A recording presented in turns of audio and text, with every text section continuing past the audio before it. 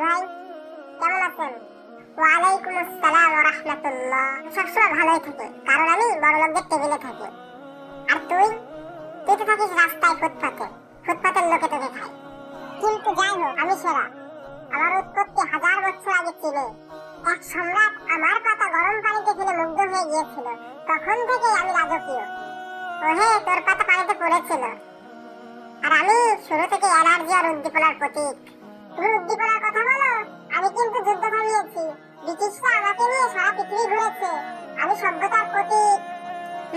ব্রিটিশরা তোকে চুরি করে। আর আমার কথা বলছিস?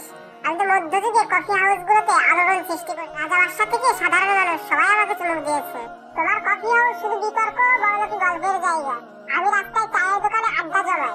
আমার সাথে নিমকি, বিস্কুট সব চলে। মানুষ আমার জন্য টং দোকানে ভিড় জমায়।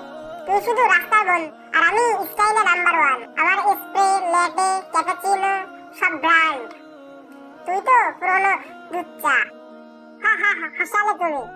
আমি গ্রিন টি, লেবু চা, মশলা চা কত রূপে রূপান্তরিত হতে পারি সেটা কি জানো? তুমি কেবল তো ফেলা তুলতে পারো। আমি আধুনিক যুগের প্রিয়। তুই সকাল সন্ধ্যার গল্প, কিন্তু সকালটা শুরু হয় আমার দিয়ে। আর আমার কফি বানানোর মেশিন তোর পাতা চায়ের গ্যাস স্টোভের চেয়ে অনেক অ্যাডভান্স। তাই বলে কি তুমি মানুষের হৃদয়ে আমার মতো চাই করতে পারবে? ঠান্ডা লাগে, মন খারাপ হয়, আড্ডায় সব জায়গায় আমাকে চাই।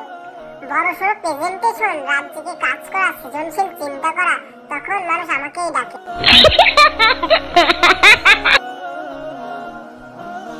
আর কতদিন ঝগড়া করবে তোমরা? মানুষ তোমাদের দুইজনকেই ভালোবাসে। একে অন্যের জায়গা নেওয়ার চেষ্টা বাদ দাও। চা শান্তি আনে, আর কফি শক্তি। দুইজনই সমান গুরুত্বপূর্ণ।